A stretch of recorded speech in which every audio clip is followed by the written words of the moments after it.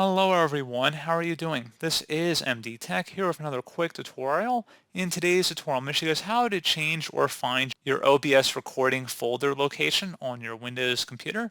So this tutorial is pretty straightforward. Will apply for Mac OS and any devices that run OBS Studio. And without further ado, let's go ahead and jump straight into it. So we are going to go ahead and start off by selecting the File tab up in the top left. And you want to select the Settings option. Now you want to go on the left side and select output, and where it says recording path, you can see this shows us where our output file path is right here. If you want to change it, you can select the browse button and then change it to a different file or folder directory as you may choose. So pretty straightforward process, guys. You would have to select the select folder button and then you would select OK to save it down here. But that's pretty much it. As always, thank you guys for watching this brief tutorial. I do hope I was able to help you out, and I do look forward to catching you all in the next tutorial. Goodbye.